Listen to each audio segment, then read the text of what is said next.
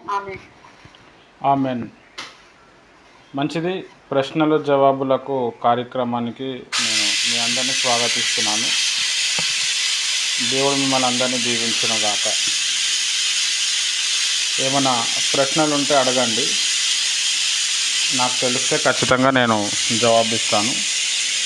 దానికంటే ముందు మనము ఏదైతే బైబిల్ స్టడీ, బైబిల్ కాలేజు మనం ఏదైతే సబ్జెక్ట్స్ తయారు చేస్తున్నామో దానికి మనకు ఒక టెక్స్ట్ బుక్ కావాలి.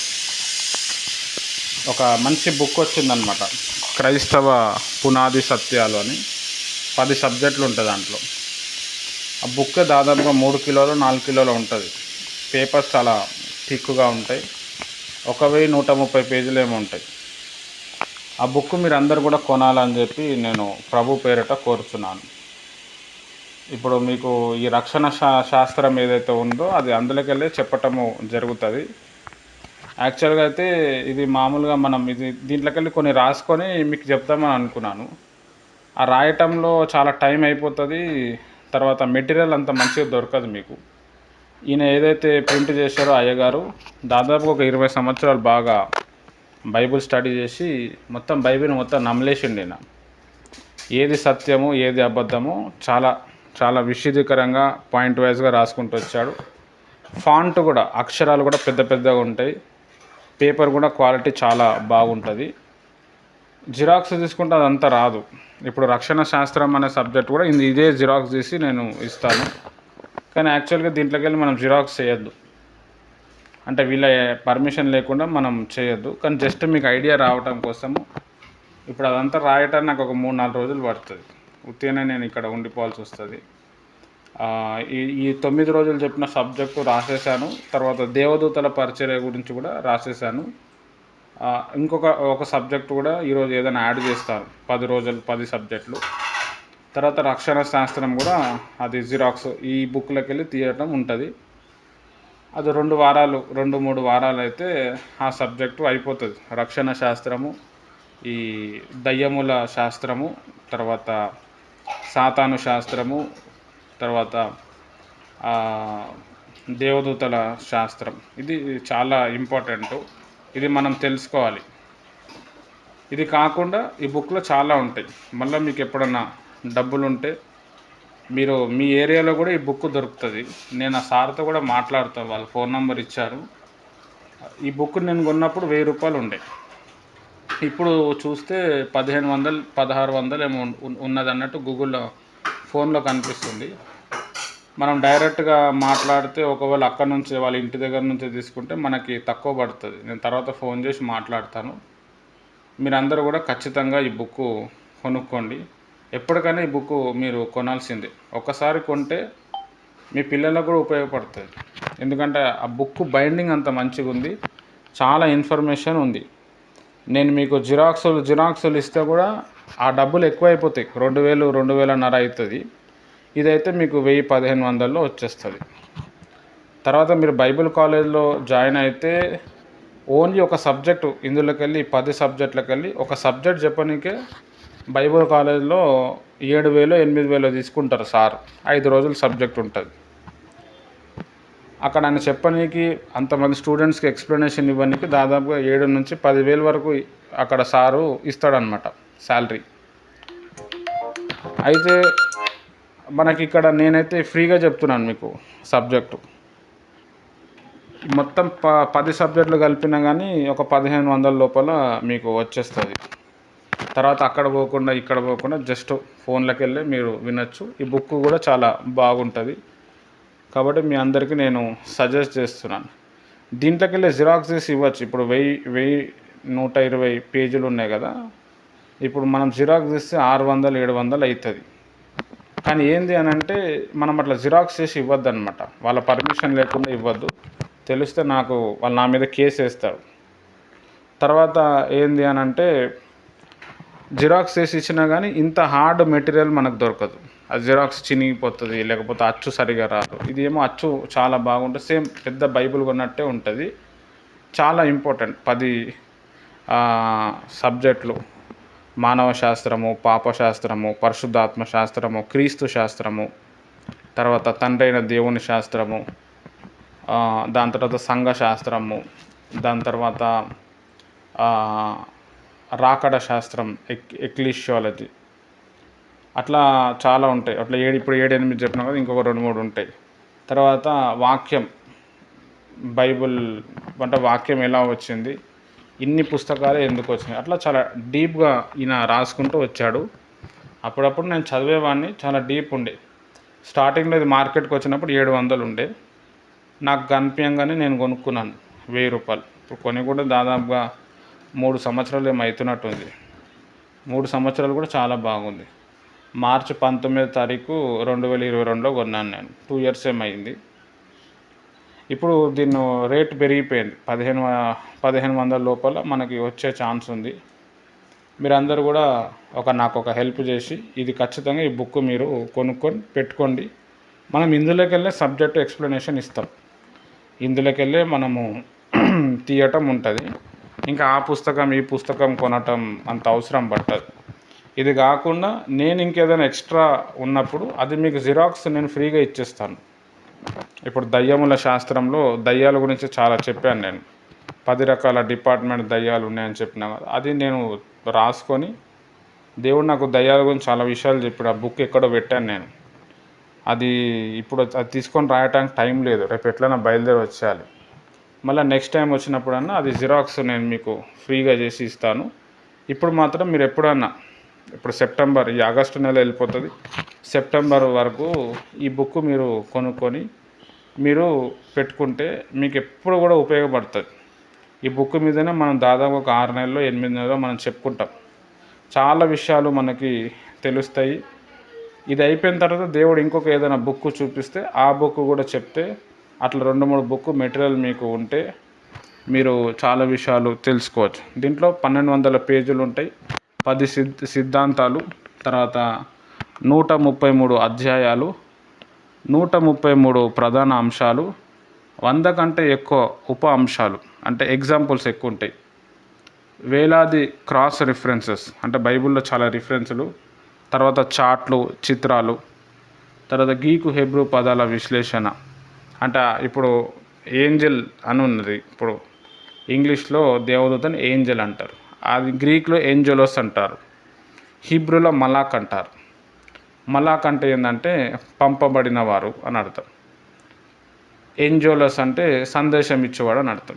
దేవదూత ఏంజెల్ అంటే ఏంటంటే సందేశం ఇచ్చేవాడు, పంపబడినవాడు అని అట్లా అర్థం వస్తుందంట. అంటే ఒక హీబ్రూ అనే వర్డ్ గ్రీక్ అనే వర్డ్లోకి వెళ్ళి అక్కడ మీనింగ్ ఏముంది, మనం ఎట్లా అర్థం చేస్తాం, అట్లా చాలా డీప్గా రాసుకుంటా ఆ సారు రాసుకుంటూ వచ్చాడు. చాలా ప్రయత్నం చేశారు. పేపర్ క్వాలిటీ, ఆ ఫాంట్ కూడా మంచి బ్లాక్ కలర్లో మంచిగా ఉంటుంది, చాలా నీట్గా ఉంటుంది. కాబట్టి ఈ టెక్స్ట్ బుక్ దాదాపు 3 కిలోలు ఉంటుంది. 3 కిలోల మీదనే ఉంటుంది బుక్. 5 కిలోలు ఉంటుందో, ఇంకెక్కువనే ఉండొచ్చు. 5 kgs కంటే ఎక్కువనే ఉంటుంది, లేపలేం మనం ఒక చేత్తో. కాబట్టి ఈ బుక్ మీరు ఖచ్చితంగా మీరు కొనుక్కోండి. మీ ఏరియాలో బైబిల్ కాలేజ్లో కూడా, అక్కడ బైబిల్ స్టోర్స్లో వైజాగ్లో కావచ్చు, కాకినాడలో కావచ్చు, ఈవెన్ దో విజయవాడ దగ్గర కూడా కావచ్చు, ఆడ కూడా దొరుకుతాయి. వాళ్ళ ఫోన్ నంబర్లు తీసుకొని నేను ఫోన్ చేస్తాను. ఒకవేళ ఉందంటే అక్కడే మీరు వెళ్ళి కొనుక్కోవచ్చు. లేకపోతే నాకు ఫోన్పే చేసినా నేను ఇక్కడ నుంచి మీ కొరకు ఏదో కష్టపడి తీసుకొచ్చేస్తాను. కానీ ఈ బుక్ మాత్రం మనకి ఉండాలి. దీంట్లోకెళ్ళే మనము సబ్జెక్టులు చెప్పుకుంటూ వెళ్ళిపోతాం. కాబట్టి దీనికోసం మీరు బైబిల్ కాలేజ్ కోసం మీరు ఖచ్చితంగా ప్రార్థన చేయండి. మరి ఈరోజు 10వ రోజు ఉపవాసం. మరి దేవుడు ఈ ఉపవాస ప్రార్థనలు అయితే సక్సెస్ చేశాడు. ఎందుకంటే మనం ఫస్ట్ మార్నింగ్ ప్రేయర్ ఒకటే స్టార్ట్ అయ్యింది, తర్వాత ఈవినింగ్ ప్రేయర్ స్టార్ట్ అయ్యింది, తర్వాత మధ్యాహ్నం ప్రేయర్ కూడా స్టార్ట్ అయ్యింది. ఇప్పుడు ఏమైందంటే ఆ ప్రేయర్ 1 గంట పెరిగింది. తర్వాత ఒక 1 వీక్ తర్వాత ఇప్పుడు బైబిల్ క్లాసెస్ అనేది స్టార్ట్ అవుతున్నాయి. 10 గంటల నుంచి 12:30 వరకు. ఓన్లీ ఒక 2.5 hours ఉంటుంది. 3 రోజులే ఉంటుంది, మండే, ట్యూస్డే, వెడ్నెస్డే. ఒకవేళ ఇంట్రెస్ట్ ఉంటే ఇంకొక రోజు పెంచవచ్చు. దాని తర్వాత ఈ 10 గంటల నుంచి 12:30 వరకు, ఈ 2.5 గంటల్లో ఒక 1 hour తర్వాత 45 నిమిషాలకి ఒక బ్రేక్ ఉంటుంది. ఒక 5 నిమిషాలు 10 నిమిషాలు మనము రెస్ట్ తీసుకోవచ్చు. లేకపోతే ఏమైనా తాగొచ్చు, వాష్రూమ్కి వెళ్ళొచ్చు, ఏమన్నా చేయొచ్చు, మళ్ళీ కూడా క్లాస్లో కూర్చోవచ్చు. అట్లా కొన్ని రోజులు చేస్తే మీకు చాలా ఇన్ఫర్మేషను దొరుకుతుంది. ఇది ఒక మంచి ప్లాట్ఫామ్, మంచి మీకు చాలా విషయాలు మీరు నేర్చుకోగలుగుతారు. దేవుని గురించి బాగా మనం తెలుసుకోవాలి. దేవుని గురించి నేను తెలుసుకున్న తర్వాత బాగా ఆశీర్వదింపబడ్డాను. తర్వాత నా లైఫ్లో చాలా డబ్బులు చూశాను నేను. బైబిల్లో యేసుప్రభు చెప్తాడు, ఏం తినాలి, ఏం తాగాలి, ఏం ధరించాలని చెప్పి మీరు ఆలోచించకండి, మొదట నా నీతి నా రాజ్యాన్ని మీరు వెతకండి, అప్పుడు అవన్నీ అనుగ్రహింపబడతారు అన్నాడు. నేను మామూలుగా సేవ చేస్తూ ఉంటే కూడా ఒక బ్రదరు నాలో ఉన్న భారాన్ని చూసి, బ్రదర్ నువ్వు వాక్యంలో బాగా డెవలప్మెంట్ అవ్వు, వాక్యంతో ఫ్రెండ్షిప్ చేయి, అప్పుడు నీకు అన్లిమిటెడ్ బ్లెస్సింగ్స్ వస్తుందని చెప్పిండు ఆయన. తర్వాత అరే కరెక్టే కదా అని చెప్పి నేను వాక్యంతో ఫ్రెండ్షిప్ చేయటం, వాక్యం నేర్చుకోవటం బట్టి నాకు జ్ఞానం పెరిగింది. దాని తర్వాత డబ్బులు బాగా వచ్చినాయి, నా అవసరతలన్నీ కూడా తీర్చబడుతున్నాయి. ఎన్నో సమస్యలకి వెళ్ళి నేను ఇప్పుడు బయటపడ్డాను. తర్వాత మిమ్మల్ని అందరికీ కూడా నేను ఒక కొలిక్కి తీసుకొచ్చాను. అట్లా మీరు కూడా నా లెక్క తయారు కావాలని ఇది ఒక చిన్న ప్రయత్నము. మీరందరూ తయారవుతారు, ఎందుకంటే మీరందరూ కూడా దేవుని ఒక కృపను పొందుకున్నారు. దీనికి ఏంటంటే జస్ట్ మనకి ఇంట్రెస్ట్ ఉండాలి, ఫోన్లో ఛార్జింగ్ ఉంటే సరిపోతుంది. ఆ టైము ఆ 2 గంటలు 2.5 గంటలు మీరు మార్నింగ్ ఈవినింగ్ సాయంత్రం రాకపోయినా ఈ బైబిల్ కాలేజ్ స్టూడెంట్స్ మాత్రం ఈ టైంకి ఈ బైబిల్ కాలేజ్కి మీరు రండి. రావటం వల్ల మనం చాలా సబ్జెక్టు డిస్కస్ చేసుకోవచ్చు. తర్వాత మెటీరియల్ కూడా మీ చేతిలో ఉంటుంది. ఆ మెటీరియల్ ఉన్నప్పుడు మీకు చాలా విషయాలు అందులోకి వెళ్ళి తెలుస్తే, ఏమైనా డౌట్ ఉంటే కూడా అడగచ్చు. మళ్ళీ నేను ఎక్స్ప్లెనేషన్ కూడా ఇస్తాను. ఈ మెటీరియల్ ఉంటే కూడా మీకు ఎక్స్ప్లెనేషన్ లేకపోతే అర్థం కాదు. కాబట్టి ఏ రాత్రి అయినా మనము చెప్పచ్చు. అట్లా ఒక 6 months 8 months మీరు ఈ ట్రైనింగ్లో మీరు పాల్గొంటే మీరు చాలా బలపడిపోతారు. అందులోకి వెళ్ళి మీరు వాక్యం చెప్పటం, మీరు సొంతంగా వాక్యం చెప్పటం, సొంతంగా బైబిల్లోకి వెళ్ళి సలహాలు ఇవ్వటం, బాగా ఆత్మీయంగా ఎదగటం. ఎందుకంటే మనం ఎప్పుడైతే ఆత్మీయంగా ఎదగటానికి మనం ఎప్పుడైతే ఛాన్స్ ఇస్తామో అన్ని విధాలుగా మనం ఎదుగుతాం. జ్ఞానం పరంగా కావచ్చు, ఆరోగ్యపరంగా కావచ్చు, లేకపోతే డబ్బుల పరంగా కావచ్చు, అన్నిట్లో మనకి వస్తాయి. కాబట్టి మెయిన్ మన ఆత్మీయతను పెంచుకోవటానికి ఇవి బైబిల్ స్కూల్ అనేది మనము మొదలు పెడుతున్నాం వచ్చే వారంతో. ఎందుకంటే మీరందరూ చాలా ఇంట్రెస్టింగ్గా ఉన్నారు, చాలా విషయాలు నేర్చుకుంటున్నారు, మీకు కూడా తెలియని విషయాలు, రహస్యమైన సంగతులు తెలుస్తున్నాయి, విశ్వాసంలో బాగా ఎదుగుతున్నారు. కాబట్టి మీ విశ్వాసాన్ని ఇంకా నేను పెంచి మీకు ఒక మంచి తర్ఫీదు ఇస్తే మీరు అనేక మందికి ఆశీర్వాదకరంగా మారుతారు. తర్వాత అనేకుల్ని మీరు దీవిస్తారు, అనేక మందిని మీరు ఆశీర్వదిస్తారు, అనేక మందిని మీలాంటి వ్యక్తులను మీరు తయారు చేసుకుంటారు. ఇది కాకుండా మీరు ఎన్ని సంవత్సరాలు చర్చ్ కన్నా పోండి, అంతే ఉంటుంది. చర్చిలో ఈ విషయాలు చెప్పారు, ఓన్లీ ప్రసంగం ఉంటుంది. ప్రసంగం వేరు, బోధించటం వేరు. ప్రసంగం ఓన్లీ ఒక ఆత్మని దేవుని దగ్గర తీసుకురావటానికి, బోధించటం ఏంటంటే దేవుణ్ణి తన లోపల నింపటానికి. ప్రసంగానికి బోధనకి తేడా ఉంటుంది. ఇప్పుడు ఒక ఎగ్జాంపుల్ నేను చెప్తూ వచ్చినాను. ఇప్పుడు దయ్యాలు, చచ్చిపోయిన వాళ్ళు దయ్యాలు అవుతారు అని మనం వింటూ ఉంటాం. అది 100% అబద్ధం. ఎందుకు అబద్ధం అంటే బైబిల్లో ఎక్కడ కూడా ఒక మనిషి చనిపోతే దయ్యమయ్యిండు అని రాయలేదు.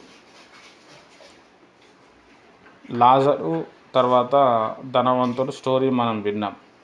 వాళ్ళిద్దరు చనిపోయిన తర్వాత ఒక ప్లేస్కి వెళ్ళిరని రాయబడ్డది. ఈ భూమిని విదిలి వాళ్ళు పరదేశకు పోయారని రాయబడ్డది, కానీ వాళ్ళు దయ్యం అయిందని చెప్పి వాళ్ళు ఎక్కడ కూడా చెప్పబడలేదు. తర్వాత దయ్యాలకు ఈ పురుషుడు స్త్రీ అని చెప్పి ఏమీ ఉండదు. బైబిల్లో అట్లా లేదనమాట. బైబిల్లో లేనిది మనం చెప్పలేము. ఒక మంత్రగత్తె కూడా సమూయేలు ప్రవక్తను బయటికి తీసుకొస్తుంది. ఆయన కూడా సమూయేలు ప్రవక్త చిన్న విషయం డౌట్. ఇప్పుడు మరి ప్రార్థన చేసేటప్పుడు దెయ్యములను వెళ్ళగొట్టేదని ఉంది కదా, ఆ డౌట్ క్లియర్ చేస్తాము. అవునా, అదే ఇప్పుడు ఇక సబ్జెక్ట్ వస్తుంది, అప్పుడు చెప్తాను. ఇప్పుడు చెప్తలే అక్క. ఎవరు దెయ్యాలు అవుతారు ఏంటి అనేది ఆ విషయము కొద్దిగా క్లియర్ చేయండి. ఓకే అక్క, అదే అదే సరే, చెప్తాను. మధ్యలో దూరం మేము అనుకోకండి. పర్లేదు. Thank you. అంటే ఆ విషయము నాకు ఎప్పటి నుండో అది క్లియర్ గా తెలీదు. ఆ విషయం తెలుసుకుందాం అనుకుని అందుకనుకొని చేశాను. చెప్పండి, అడిగింటాము. ఓకే అక్క, ఓకే, సరే, ఫోన్ మ్యూట్లో పెట్టండి. అదే ఇప్పుడు మీకు దయ్యముల శాస్త్రము అని చెప్పి మీకు మెటీరియల్ ఇస్తాను నేను 2-3 రోజుల్లో. అందులో ఉంటుంది మొత్తము. అది మళ్ళీ మనం ఎక్స్ప్లెనేషన్ ఇచ్చినప్పుడు అర్థమవుతుంది. ఇప్పుడు కూడా నేను దాని గురించి చెప్తాను. ఒక మంత్రిగతే సమూయేలు ప్రవక్తకు బయట తీసినట్టు సమూయేలు ఏమంటాడంటే సౌలుని చూసి, నువ్వు కూడా నాతో ఉంటావు అని అంటాడు. కానీ నువ్వు దయ్యం అవుతావు అని చెప్పలేడు. అయితే మరొక మంత్రిగతే చచ్చిపోయిన సమూయేలు భక్తుని బయటికి తీయచ్చా అంటే తీయలేము. మరి అది ఎట్లా సాధ్యమైందంటే బైబిల్లో ఒక దగ్గర ఒక వచనం ఉంటుంది, చనిపోయిన వారిని కూడా దేవుడు మళ్ళా భూమి మీద పంపిస్తాడు, చనిపోయిన వారిని కూడా భూమి లోపలికి వెళ్ళి తీస్తాడని ఒక వచనం ఉంది. అంటే అప్పుడు దేవుడు పంపించిండు. ఆ టైంలో మంత్రగత్తె కూడా మంత్రాలు చదివితే సమూయేలు బయటకు వచ్చిండు. తర్వాత మంత్రగత్తె భయపడిపోయింది. మంత్రగత్తె భయపడేట ఆమె సమూయేలు ఎట్లా తీస్తుంది? ఆమె ఏదో మంత్రాలు చదివి ఈయన బయటకు వచ్చిండు. అది దేవుని ఒక పర్మిషన్ తోటి. కాబట్టి చనిపోయిన వాళ్ళందరూ కూడా ఎవ్వరు కూడా దయ్యాలు గారు. అదంతా అబద్ధం. దేవుడు దయ్యాలు కావాలని చెప్పి ఆయన చిత్తం కాదు. బాప్తిజం తీసుకున్నాడు, బాప్తిజం తీసుకున్న వ్యక్తి కూడా వీళ్ళందరూ కూడా పరదేశికి వెళ్ళిపోతారు చనిపోగానే. తీర్పు దినం జరిగిన తర్వాత ఇప్పుడు ఇంకా కొంతమంది నరకంలో పడిపోతాం అంటాం కదా. ఈ నరకం అనేది కూడా ఎప్పుడు ఉంటుందంటే తీర్పు జరిగిన తర్వాత ఉంటుంది. బైబిల్ ట్రైనింగ్ చేయని వాళ్ళు, బైబిల్లో సరిగ్గా అవగాహన లేని వాళ్ళు, వాళ్ళకి ఏది మైండ్లో వస్తే అట్లా అసత్యం బోధించి సంఘాలను గలిబిలి చేస్తున్నారు.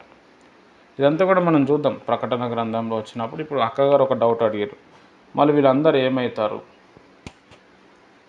ప్రభువారు దేవదూతలను సృష్టించారు.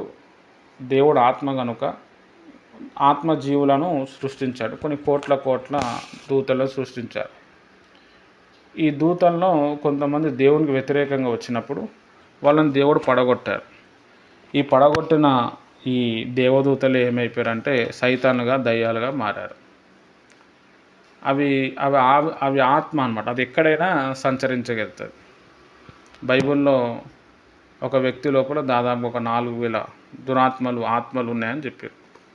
అది దాంట్లో పాపం ఉంది కాబట్టి, అది మంచి ఆత్మ కాదు కాబట్టి దాన్ని దురాత్మ అన్నారు. అయితే మనం యేసు నామంలో పో సైతాన్ అంటే ఎంత పెద్ద దురాత్మ అయినా అది భయపడిపోయి వెళ్ళిపోతుంది. దేవదూతల్లో క్యాడర్లు ఉంటారు. 7 రకాల దేవదూతలు ఉంటారు. అందులో అన్నిటికంటే పెద్ద అంటే సెరాఫులు అన్నమాట. 6 రెక్కలు ఉంటాయి, ప్రభుతో ఉంటారు. తర్వాత కెరూబులు. ఈ కెరూబుల్లో 7 ప్రధాన కెరూబులు ఉంటాయి. అందులో ఎవరు అంటే మికాయేలు, గాబ్రియేలు. ఈ మికాయేలు ఏం చేస్తాడంటే యుద్ధం చేస్తాడు. ప్రధాన దూత గాబ్రియేలు మెసేజ్ ఇస్తూ ఉంటాడు. లూసిఫర్ అనే వ్యక్తి కూడా కెరూబ్ అన్నమాట, సెరాఫ్ కాదు. అంటే కెరూబ్కు ఉన్నంత పవరు ఈ లూసిఫర్ అనే వ్యక్తికి కూడా ఉంది. ఈ మికాయేల్ అనే దేవదూత ఏం చేస్తారు అంటే యుద్ధం చేస్తూ ఉంటాడు. దేవదూతలను కొంచెం పవర్ తగ్గినప్పుడు అవి వేరే దేవదూతలకు కూడా వెళ్ళి అవి పవర్ తెచ్చుకుంటాయి. అది మనం దానియేలు గ్రంథం 10వ అధ్యాయం 13వ వచనంలో మనం చూస్తాం. దాన్ని డీప్గా చదివితే కానీ తెలియదు అది. అట్లా ఇక్కడ మనం అర్థం చేసుకోవాల్సిన విషయం ఏంటంటే దేవదూతలు ఉన్నారు, దయ్యాలు కూడా ఉన్నాయి. దేవదూతలు అంటే కొన్ని కోట్ల మంది ఉన్నారు. దేవదూతలకి మరణం ఉండదు, ఎందుకంటే అది ఆత్మకి చావు ఉండదు. అట్లనే దయ్యములకు కూడా మరణం ఉండదు. అందుకే నరకాన్ని దయ్యాల కోసం చేశాడు. అయితే ఆ దయ్యాలను బంధించటానికి ఆ దయ్యాల మాట ఎవరైతే వినారో ఆ దయ్యాన్ని తోకం పట్టుకొని ఎవరు పోతారో వాళ్ళు నరకానికి పోతారు. అందుకే యేసుప్రభు ఏమన్నాడంటే ఒక ఆత్మ మూలంగాను నీటి మూలంగాను జన్మిస్తేనే తప్ప వాడు పరలోక రాజ్యానికి రాలేడు. నీళ్ళలో బాప్తిజం తీసుకోవాలి, పరిశుద్ధాత్మ కూడా పొందుకోవాలి, రోజు పరిశుద్ధాత్మ పొందుకోవాలి. అప్పుడు దురాత్మ అనేది మనకు ఎఫెక్ట్ కాదు.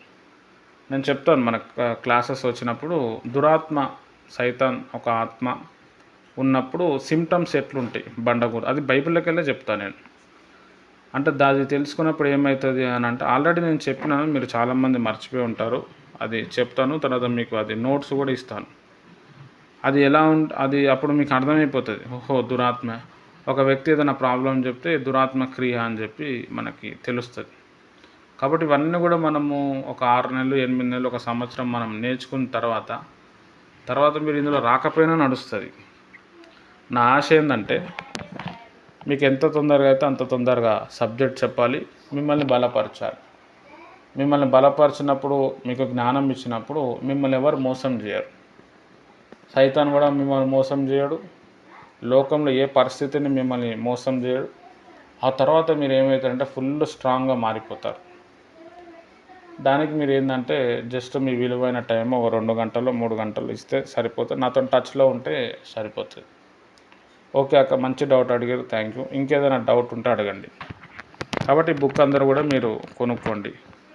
రక్షణ శాస్త్రం బుక్ వచ్చినప్పుడు దీంట్లోకి వెళ్ళి వస్తే జిరాక్స్ ఆ మెటీరియల్ ఫాంట్ చూస్తే మీకు అర్థమవుతుంది. Right, thank you. ఏమైనా డౌట్స్ ఉంటే అడగండి. ప్రైజ్లాడని దూతలకు కూడా పవర్ తగ్గిపోద్ది అంటున్నారు కదా, దూతలు కూడా ప్రే చేసి పవర్ పొందుకోవాలన్నయ్య మళ్ళక్క. కాదు, ప్రేయర్ చేసి పొందుకోవటం కాదు, అది వేరే సహాయం కోరుకుంటాయి, వేరే దేవదూతలు. ఇప్పుడు దూతల్లో 7 రకాల దూతలు అని చెప్పినాం కదా. దానియేలు దగ్గర ఒక దేవదూత వస్తాడు ఆయనకు జవాబు ఇవ్వటానికి. అప్పుడు మధ్యాకాశంలో ఉన్న సైతాన్ శక్తులు అతన్ని ఇబ్బంది పెడతాయి. ఆ పవర్ తగ్గిపోయినప్పుడు ఆ దేవదూత ఏం చేస్తాడు, మిఖాయేల్ దేవదూతని పిలుస్తాడు. పిలిచినప్పుడు ఆ మిఖాయేల్ దేవదూత వచ్చి ఫైట్ చేస్తాడు. అప్పుడు అది ఓడిపోతుంది దురాత్మ. అప్పుడు ఈ దేవుని ఒక దూత ఏం చేస్తుంది అంటే దానియేలు దగ్గరికి వచ్చి దానియేలుకి కొన్ని విషయాలు చెప్తాడు అన్నమాట. ఈ సీన్ మొత్తం కూడా మనకి పాత నిబంధన దానియేలు గ్రంథంలో కనబడుతుంది. దీన్ని బట్టి మనం అర్థం చేసుకోవాల్సిన విషయం ఏంటంటే దేవదూతలు కూడా వాటి శక్తిమంతము, కానీ ఆ శక్తికి కూడా ఒక లిమిట్ ఉంటుంది. అట్లనే సైతానికి కూడా మొత్తం పవర్ ఉండదు. సైతాన్ కూడా దేవదూతనే కదా, వానికి ఒక లిమిట్ ఉంటుంది. సైతాన్కి దేవునికి ఉన్న తేడా ఏంటంటే సైతాను అన్ని చోట్లలో ఒకటేసారి ఉండలేడు. దేవదూతలు కూడా అన్ని చోట్లలో ఉండలేదు. ఒక దగ్గర ఉంటే ఇంకో దగ్గర మళ్ళీ అది పోవాల్సి వస్తుంది. వేగంగా పరిగెత్తగలుగుతాయి, వేగంలో ఎక్కడికైనా రాగలుగుతాయి, కానీ అన్ని చోట్ల ఒకటేసారి ఉండలేదు. దేవుడు ఇప్పుడు భూమి మీద ఉంటాడు, పరలోక రాజ్యంలో ఉంటాడు, నరకంలో కూడా ఉంటాడు. ఆయనకు ఆ స్థాయి ఉంది, కానీ ఈ లూసిఫర్ అనేటోనికి లేదు. తర్వాత లూసిఫర్ అనే వ్యక్తి ఏదైతే సాతానుడు అని మనం పిలుస్తున్నామో వానికి అంత శక్తి ఇవ్వలేడు, కొంచెం శక్తి ఇచ్చాడు. ప్రజలందరినీ మార్చడానికి వానికి అది పెద్ద దేవుని ఒక పెద్ద చిత్తం అన్నమాట. అందుకే వాడు అది విర్రవీగిపోతూ ఉన్నాడు. దేవుడు మనకి ఇక్కడ బైబిల్లో వాక్యాలు ఎందుకు ఇచ్చిందంటే యథార్థత కోరుకుంటున్నాడు. యథార్థత, ఇగో నువ్వు ఇట్లా ఈ రూట్లో ఉంటే నీకు మంచి అవుతుంది. దేవుడు బలవంతం చేస్తున్నాడు, నీకు చెప్తున్నాడు, నువ్వు చేయాలంటున్నాడు. మనం కష్టపడితే అప్పుడు మనకి సంతోషం. ఇప్పుడు నేను ఉన్నాను, మీరు వస్తే బాగుంటుందని చెప్తున్నాను. మీరు వస్తే నేను సంతోషపడతాను. బైబిల్ క్లాసెస్ ఈజీగా మనకు రన్ అవుతాయి. అట్లా కాకుండా మీకు ఇంట్రెస్ట్ లేకపోయినా మీరు చెయ్యాలా సావాలా అని చెప్పి నేను పీక మీద కత్తి పెట్టినట్టు నేను బెదిరించడానికి లేదు. అంత చేసినా కానీ పెద్దగా వర్కౌట్ కాదు. దానికోసమే దేవుడు ఏం చేసిండంటే ఇదంతా దేవుని ఒక విశ్వ ప్రణాళిక. అవన్నీ మనము చదివినప్పుడు మన ఆలోచనలు అన్నీ తారుమారైపోతాయి. ఇంకా దేవునిలో ఇంకా విశ్వాసం పెరుగుతుంది. దేవుని చిత్తం కోసం మనం పరిగెత్తుతాం. కొంత మంచి వ్యక్తులను, మంచి సమాజాన్ని మనం తెచ్చుకుంటాం. రైట్ సిస్టర్, మంచి డౌట్ అడిగారు, థ్యాంక్ యూ.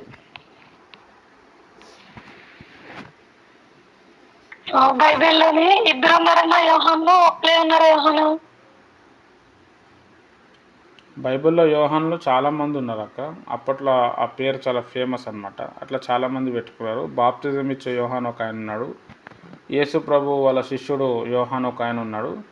తర్వాత యేసు ప్రభు వాళ్ళ తమ్ముడు ఉన్నాడు, ఆయన కూడా యోహాన్ ఉన్నాడు. అట్లా 3-4 యోహాన్లు ఉన్నారు.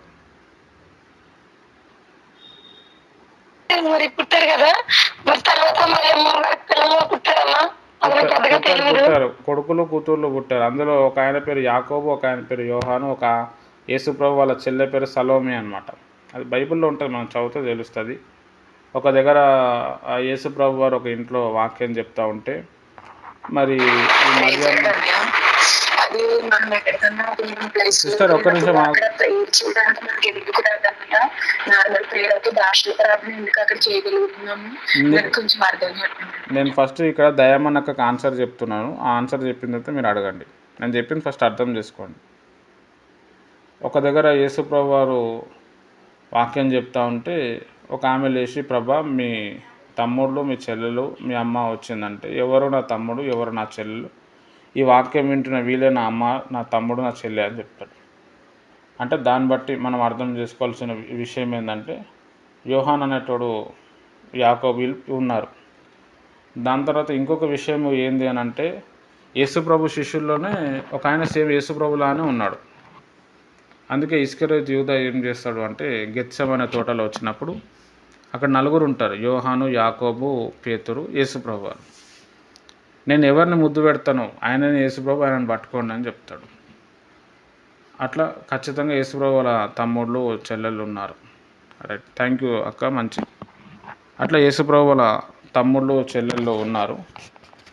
యేసుప్రభు వారు గెత్సెమనే తోటకి వెళ్ళినప్పుడు కూడా యూదా ఇస్కరియోతు అంటాడు, గెత్సెమనే తోటలో యోహాను యాకోబు పేతురు వీళ్ళందరూ ఉన్నారు, నేను ఎవరిని ముద్దు పెడతానో ఆయననే యేసుప్రభు ఆయననే పట్టుకొని మిగతా వాళ్ళని వదిలేని అంటాడు. యేసుప్రభు శిష్యుల్లో సేమ్ యేసుప్రభు లెక్కనే యాకోబు కూడా ఉంటాడు. రైట్, మంచి డౌట్ అడిగిరాక థ్యాంక్ యూ. అనుసరిస్తారు, ఇప్పుడు అడగండి. మనం కొన్ని ప్లేసుల్లోకి వెళ్ళినప్పుడు నార్మల్ ప్రేయర్ రాదు, పాటలు చేయలేము, అంత ఫీజు అయిపోయినట్టు అయిపోతాం. అక్కడ ఉన్న అన్ని భాషలు మాట్లాడితేనే ఫ్రీ అవుతున్నాం. ఇదంతా కూడా ఎందువల్ల జరుగుతుందా మీద అంటే ఒకవేళ ఆత్మను పొందుకోలేని వారు ఏం చేయాలన్న అలాంటి పరిస్థితుల్లో ఎలా విడుదల పొందుకుంటారు అటు సిచ్యువేషన్ నుంచి? ఓకే ఇష్టం, మంచి డౌట్ అడిగారు. ఇప్పుడు భాషలు వచ్చిన వాళ్ళు భాషలు మాట్లాడితే విడుదల వస్తుంది. సేమ్ భాషలు మాట్లాడితే ఎట్లా విడుదల వస్తుందో అట్లనే ఆరాధన చేసినప్పుడు కూడా విడుదల వస్తుంది. ఇప్పుడు అన్య భాషలు రావు, ప్రేయర్ చేయబుద్ధి కాదు, హల్లెలూయా హల్లెలూయా యేసు రక్తమే జయం యేసు రక్తమే జయం యేసు ప్రభా వందనాలు వందనాలు వందనాలు అట్లా అన్నప్పుడు దేవుని ఒక ఆత్మ కుమ్మరింపు వచ్చి ఆ బంధకాలు తెగిపోతాయి. అట్లా వాళ్ళు విడుదల పొందుతారు. మనం కొన్ని ప్లేసెస్కి వెళ్ళినప్పుడు ప్రేయర్లో ఉండి వెళ్ళాలి. వెళ్ళినప్పుడు అక్కడ ఉద్యోగం వస్తుంది, దేవుని ఒక ఆత్మ నడిపింపు వస్తుంది, అక్కడ మీటింగ్ కూడా సక్సెస్ అవుతుంది. మనం ప్రేయర్లో లేకుండా వెళ్ళినప్పుడు ఇట్లాంటి డిస్టర్బెన్స్, ఒక ప్రేయర్ చేయబుద్ధి కాదు, వాక్యం చెప్పబుద్ధి కాదు, ఏదో ఒక భారం ఎవరో ఒకరు అడ్డగిస్తున్నట్టు, ఏదో ఒక పవర్ మనల్ని అడ్డగిస్తున్నట్టు, మనల్ని కంట్రోల్ చేస్తున్నట్టు మనకు వస్తుంది. కాబట్టి లేదు అంటే అక్కడ సిట్యువేషన్ చూసుకొని ఫస్ట్ ఒకసేపు ఆరాధన చేయాలి, 15-20 నిమిషాలు ఆరాధన చేసినప్పుడు సైతాను కూలిపోతాయి. అందుకే చాలా సంఘాల్లో వాక్యం చెప్పే ముందర ఆరాధన చేస్తారు, నిలబడి చేతుల పైకైతే ఆరాధన చేద్దామని. ఆరాధన చేసినప్పుడు అక్కడ ఉన్న దురాత్మలు కాలిపోతే, ఆ మనుషులు ఉన్న సైతాను కూలిపోతే, అప్పుడు చెప్పే వాక్యం బాగా ఇంట్రెస్ట్గా ఉంటుంది. ఏ సంఘంలో అయితే ఆరాధన ఉండదో అప్పుడు వాక్యం చెప్తుంటే నిద్ర వస్తుంది, అది సైతానాత్మ. వాక్యం చెప్తున్నప్పుడు ఒక వ్యక్తి పడుకుంటున్నాడు, నిద్ర వస్తుందంటే అది పక్కా సైతాన్ శక్తి. ఇక ఆయన లోపలైనా ఉండి ఆ సైతాన్ శక్తి ఉండొచ్చు, లేకపోతే ఆ చర్చ్ లోపల ఉన్న సైతాన్ శక్తి అయినా వీళ్ళకి ఆవరించి ఆ వాక్యం చెప్పకుండా చేయొచ్చు, లేకపోతే ఆ వాక్యం చెప్పేటోడే ఆయనలో ఉన్న సైతాన్ కూడా అందరిని ఆవరించి డల్గా చేసేస్తుంది. కాబట్టి ఆరాధన చేసినప్పుడు ఆ సైతాన్ శక్తులు కూలిపోతాయి. తర్వాత ఇంకొక కేసు ఏంటంటే, ఒక్కొక్కసారి ఆ విశ్వాసం సరిగా నైట్లో నిద్రపోకపోతే కూడా, బాగా కూలి పని కష్టపడి పని చేస్తే కూడా వస్తుంది, అది తూలుతూ ఉంటారు వాళ్ళు కొంచెం. అది కూడా కారణాలు ఉంటాయి, కానీ మెయిన్ ఎఫెక్ట్ అయితే సైతాన్ది అయితే ఉంటుంది. రైట్, మంచి డౌట్ అడిగి సిస్టర్, థ్యాంక్ యూ. బైబిల్లో మరి యేసురావు గారు సౌల్ని దమస్కన్ ఊర్లో దర్శించారు కదా సౌల్ని. ఆయన ఒక్కరే ఉన్నారా సౌలు, అయితే వేరే సౌలు కూడా ఉన్నారా? దావీదుని చంపాలని చూస్తారు, ఒక సౌలు ఉన్నారు, ఇద్దరు ఒకటేనన్నా? కాదు కాదు, మంచి ప్రశ్న వేసారు, చెప్తాను. ఇజ్రాయెల్ ప్రజల్లో 12 గోత్రికులు ఉంటారు. అందులో బెన్యామిన్ గోత్రిక అయిన చిన్న గోత్రికుడు, చిన్న కులం అని కూడా చెప్పచ్చు. దేవుడు రాజుగా ఎన్నుకున్నప్పుడు ఈ సౌలు అనే వ్యక్తిని ఎన్నుకుంటాడు. ఆయన మంచి ఆజానబాడు, మంచి అందగాడు. ఆ సౌలు వేరు. ఇప్పుడున్న ఈ సౌలు కూడా బెన్యామిన్ గోత్రానికి చెందినవాడు. ఆయన పేరు ఈయనకు పెట్టిర్రు. ఇప్పుడు బైబిల్లో శాంసన్ ఉన్నాడు, ఆయన పేరు నాకు పెట్టినట్టు. ఈ దమస్కోలో ఉన్న కొత్త నిబంధనలు ఉన్న సౌలు వేరు, ఇందులో ఉన్న ఈ సౌలు వేరు. వాళ్ళ వంశానికి చెందిన వ్యక్తి కాబట్టి ఆ సౌలు రాజు పేరు ఈయనకు పెట్టిర్రు. ఈయన కూడా బాగా బైబిల్ పండితుడు కాబట్టి ఆ బుద్ధులు కొన్ని వచ్చినాయి ఈయనకి. ఆయన వేరు, ఈయన వేరు. ఆ సౌలే తర్వాత పౌలుగా మారిండు. థ్యాంక్ యూ అక్క, మంచి డౌట్ అడిగారు.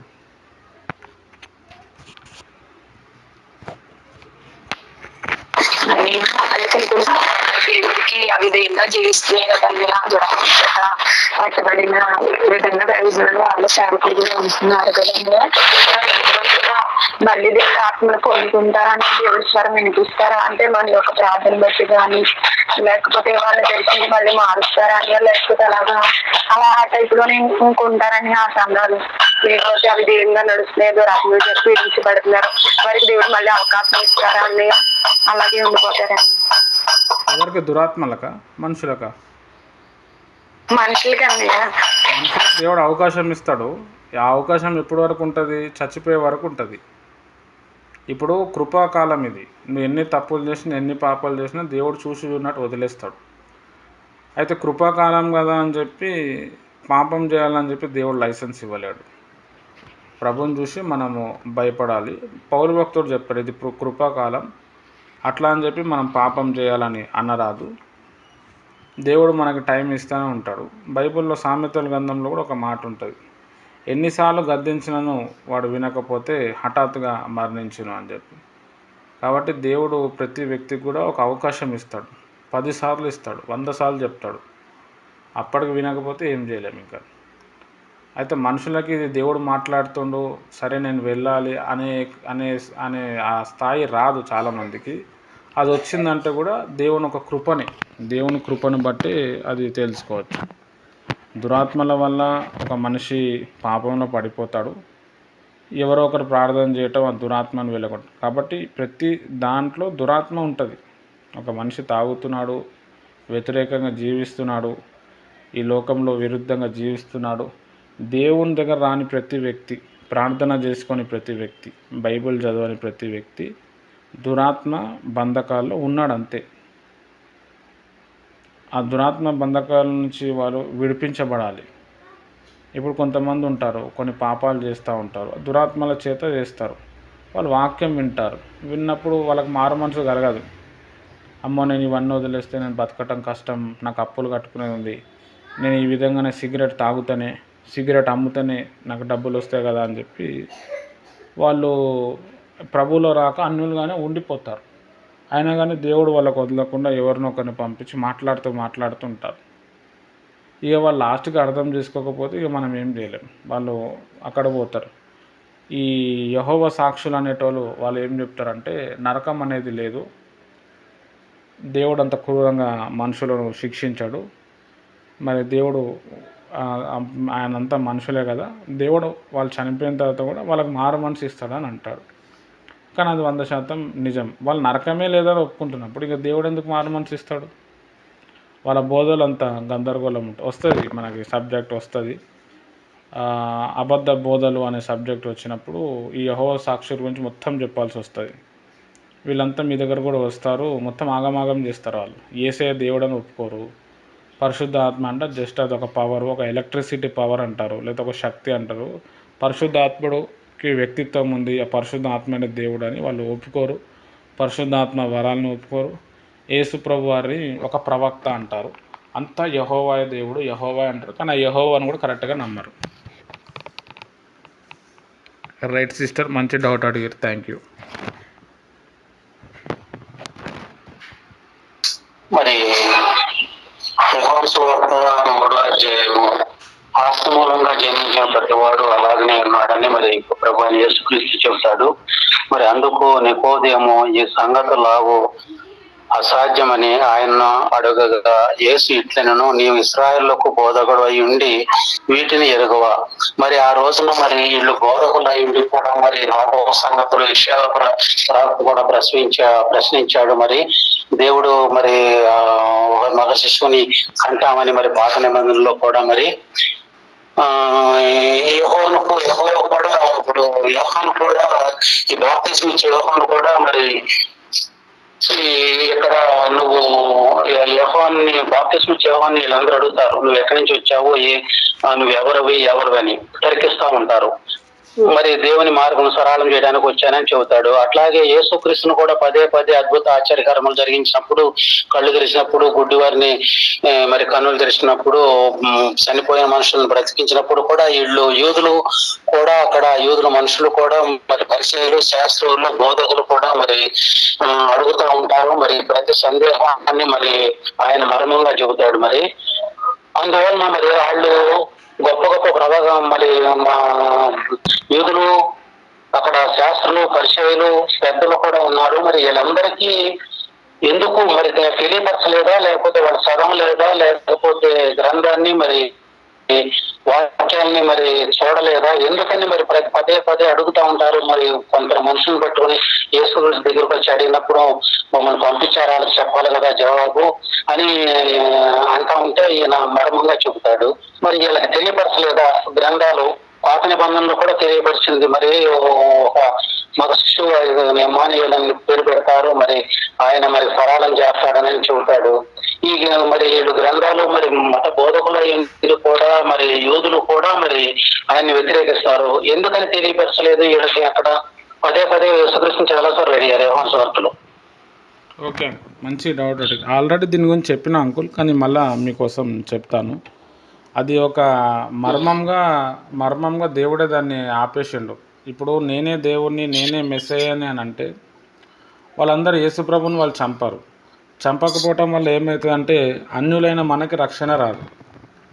యూదులు ప్రభువుని నమ్మకుండా చేసింది కూడా దేవుడే అన్నమాట.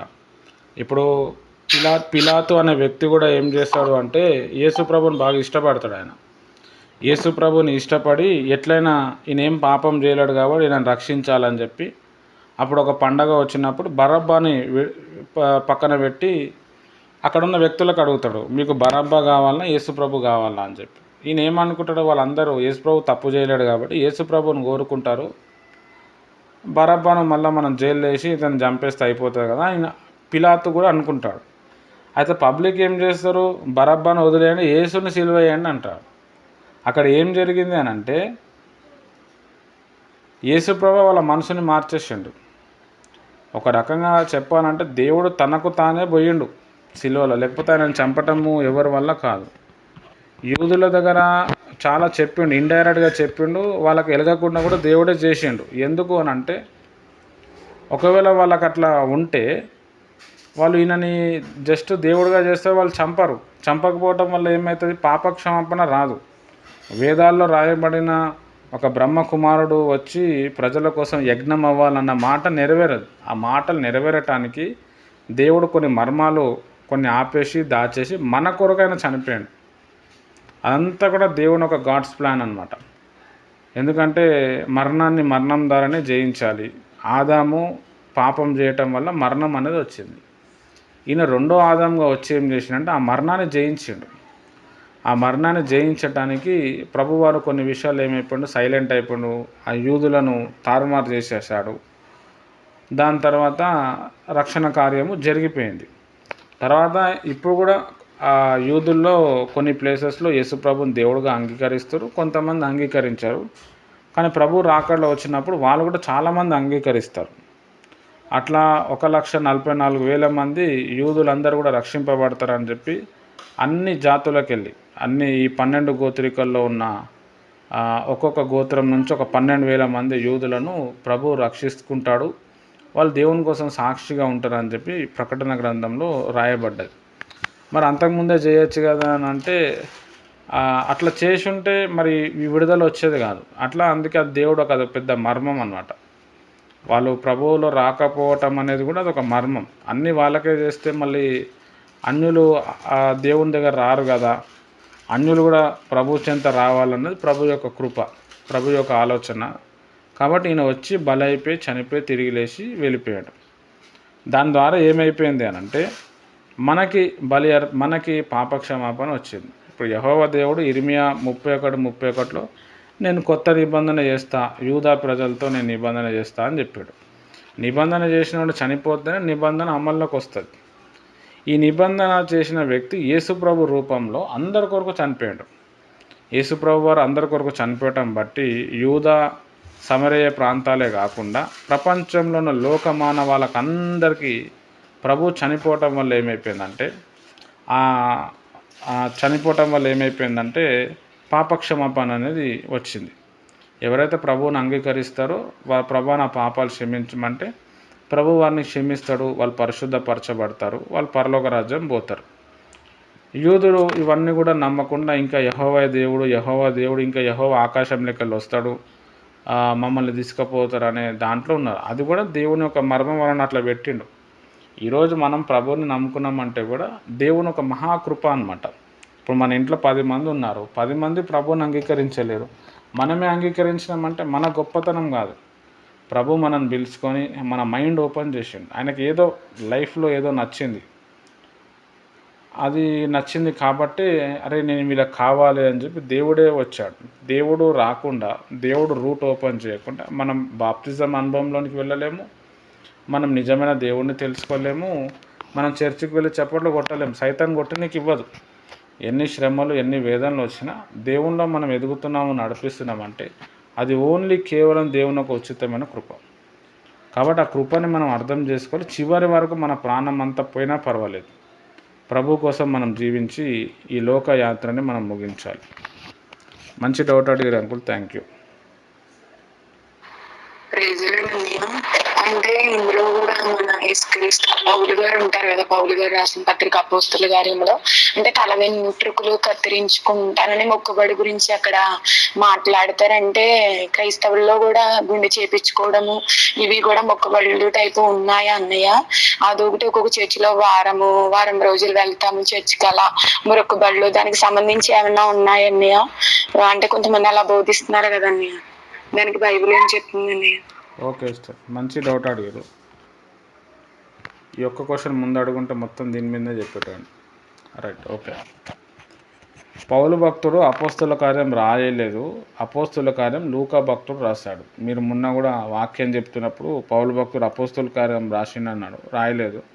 అపోస్తుల కార్యంలో పౌలు భక్తుడు వచ్చిండు, 14వ అధ్యాయం నుంచి వస్తాడు, కనిపిస్తుంది. లూకా అనే భక్తుడు లూకా సువార్త అపోస్తుల కార్యము రాసిండు.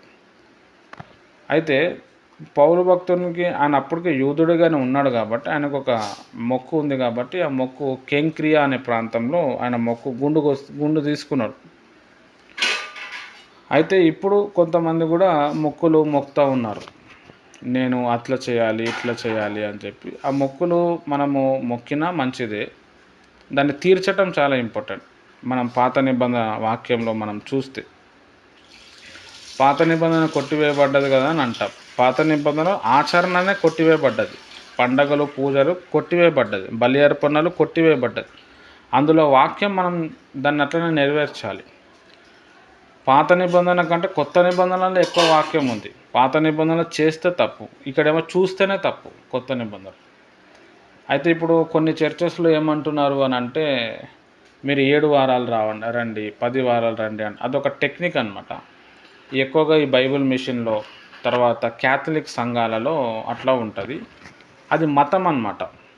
మతంలో ఏముంటాయి, ఆచారాలు ఉంటాయి. మీరు వచ్చినప్పుడు ప్రభు యొక్క సిలువకి టెంకాయ కొట్టండి, క్యాండిల్ పెట్టండి, అది క్యాథలిక్ ఆచారం నుంచి బైబిల్ మిషన్లో చాలా వరకు క్యాథలిక్ ఆచారాలు ఉంటాయి. సేమ్ క్యాథలిక్స్ లెక్కనే సేమ్ అన్యుల్ టైపే ఉంటారు వాళ్ళు. అయితే దాంట్లో ఏంది అని అంటే ఇప్పుడు ఈ క్యాథలిక్స్లో దాంట్లో మనం చూస్తే కొంతమంది మంచి పరిశుద్ధులు ఉన్నారు, వాళ్ళు చనిపోయినారు. వాళ్ళు చనిపోయిన సమాధి దగ్గరికి వెళ్ళి కూడా మట్టి తెచ్చుకుంటారు, మనోళ్ళు తెచ్చుకుంటారు. మరి ఆ మట్టి ఏమైనా జ్వరం వస్తే వాటర్లో వేసి ఆ మట్టి వేసుకొని తాగేస్తే జ్వరం తగ్గిపోతుంది. అది వాళ్ళ విశ్వాసం. అది సేమ్ ఇప్పుడు మనం దేవదాస్ అయ్య గారు వారి సమాధి దగ్గర పోతే కూడా రోజుకి అక్కడ మట్టి తీసుకొని పోతూనే ఉంటారు. అది అద్భుతం, అది వాళ్ళకు ఒక విశ్వాసం అది. అయితే ఈ 7 వారాలు రండి, 10 వారాలు రండి ఇదైతే ఉందో అది మతం అన్నమాట, ఆచారాలు. ప్రభు ఇక్కడ ఏమన్నాడంటే నువ్వు ఏడ మోకరిస్తే నేను అక్కడ దిగి వస్తా, నువ్వు ప్రార్థన చేసేటప్పుడు నీ రూమ్లో వెళ్ళి డోర్ బంద్ చేసుకొని నువ్వు ప్రేయర్ చేయి, నేను నీకు జవాబిస్తా అని చెప్పి అవి చెప్పరు ఇక్కడ మనోళ్ళు. చెప్పకుండా నువ్వు ఈడికే రావాలా, పైసలు మనీ మొత్తం మనీ మేకింగ్ అనమాట. అంటే డబ్బులు చేసుకోవటానికి ఆ విధంగా అదొక పెద్ద టెక్నిక్. అక్కడ పోయే వ్యక్తులను మీరు చూడండి, ఎవ్వరికి మారు మనసు ఉండదు. వాళ్ళకి ఏదైనా రోగం వచ్చిందనుకోండి, అరే రోగం వచ్చింది అని చెప్పి వాళ్ళు ఏం చేస్తారు అని అంటే, మళ్ళా అక్కడికి వెళ్ళి ప్రభా ఈ రోగం తగ్గిపోతే నేను 116 రూపాయలు ఇస్తా అని చెప్పి మొక్కుకుంటారు. వాళ్ళకు రోగం తగ్గిపోతుంది. ఈ రోగం ఎవరు తగ్గించారో అదంతా అనవసరం, కానీ వాళ్ళ లోపల మారు మనసు ఉండదు. మళ్ళీ వాడు ఏదో తప్పు చేస్తాడు. అన్యులు పద్ధతి లెక్కనే ఉంటుంది. కానీ మనం క్రైస్తవం ఉన్నప్పుడు మనం మతం కాదు, సత్యం. అయితే దేవునికి మనం ఏదైనా మొక్కినాం అనుకోండి, అది ఖచ్చితంగా మనం ఆ మొక్కు చెల్లించాలి. ఇప్పుడు ఒక ఎగ్జాంపుల్, ఒక 3 రోజులు ఉపవాసం చేస్తా అన్న అంటే ఖచ్చితంగా చేయాలి. దానివల్ల ఆశీర్వాదం ఉంటుంది, అది యోగ్యత అనమాట. అయితే ఆ మొక్కుతేనే మనకు స్వస్థత వస్తుంది, మొక్కులు తీర్చకపోతే పని చేయదన్నది ఏమీ కాదు. ఆయన కరుణామయుడు అని అర్థం చేసుకుంటాడు. సైతాన్ కూడా ఏం చేస్తాడంటే కొన్ని మొక్కులు చెల్లించకుండా అవి అడ్డగిస్తూ ఉంటుంది.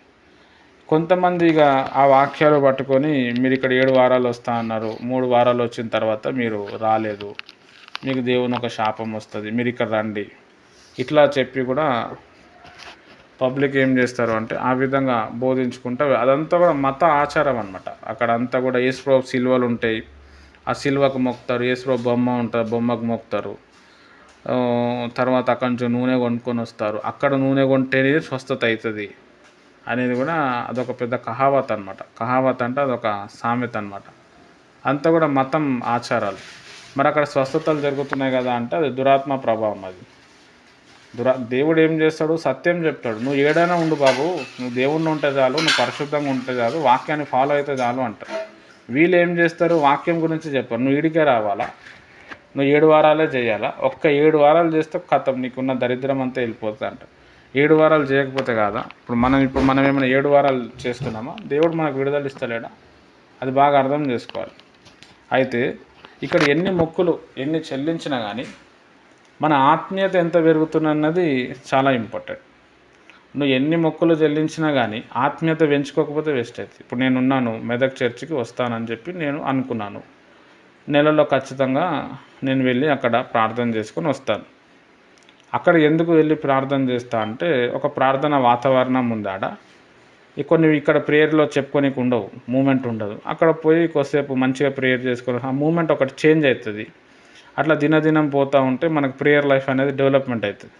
ఈ నెలలో వెళ్ళలేదు నేను, అట్లా అని చెప్పి నా మీద ఏం శాపం రాదు. ఎట్లైనా కానీ నేను దేవునికి మాట ఇచ్చిన కదా అని చెప్పి నేను వెళ్ళాలి. అంటే నా యథార్థత నేను దేవునికి చూపించాలి. నేను అక్కడ మొక్కు చెల్లించినందుకు పని కాదు, నా యథార్థత చూపించినప్పుడు పని అవుతుంది. కానీ ఇక్కడ వీళ్ళు చాలామంది బైబిల్ మిషన్స్, దాని తర్వాత మన క్యాథలిక్ సంఘాలు, అక్కడ కూడా బాగా స్వస్థతలు విడుదల జరుగుతుంది. వాళ్ళు కూడా 7 వారాలు రండి, 10 వారాలు రండి, ఇక్కడ వచ్చి ప్రేయర్ చేయించుకోండి, హోలీ వాటర్ తీసుకొని పోండి, ఇల్లంతా చల్లుకోండి. ఈ పబ్లిక్ ఎవరైతే ఉన్నారో వీళ్ళకి ప్రార్థనలో కష్టపడటం ఇష్టం ఉండదు, బైబుల్ చదవరు.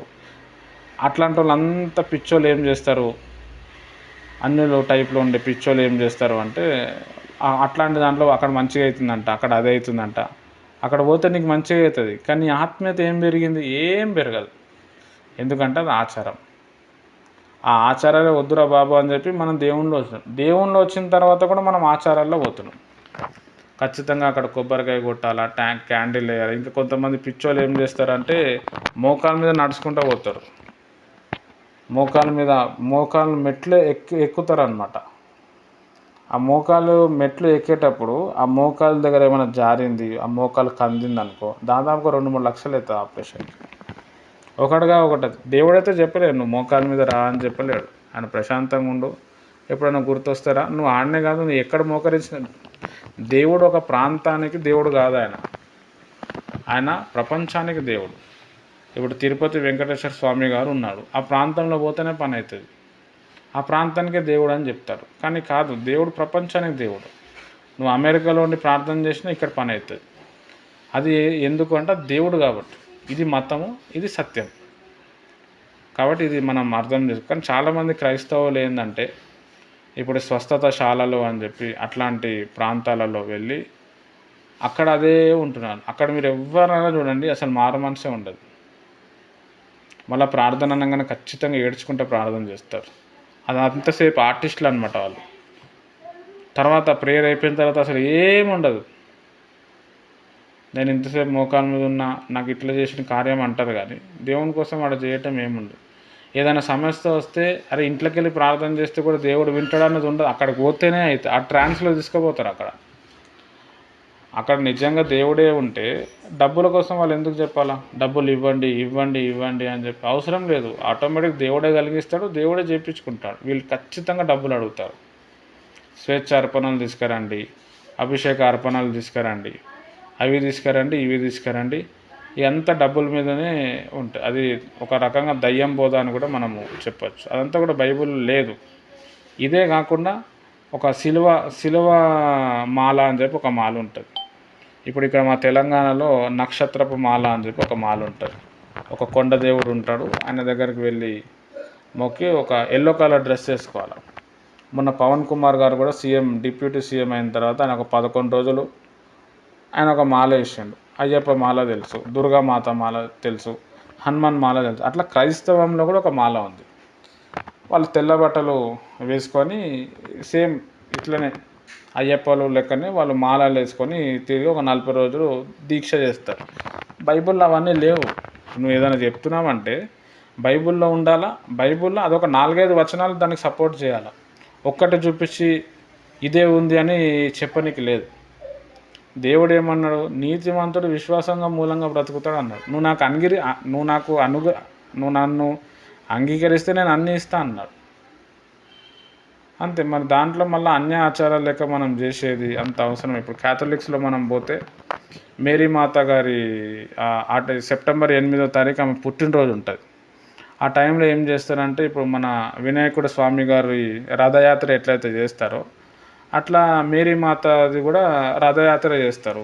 పూజలు చేస్తారు, బొట్టు పెడతారు, దాని తర్వాత తిరుగుతారు. ఆమె చీరలు ఏదైతే ఉందో అది వేలం పాట వేస్తారు.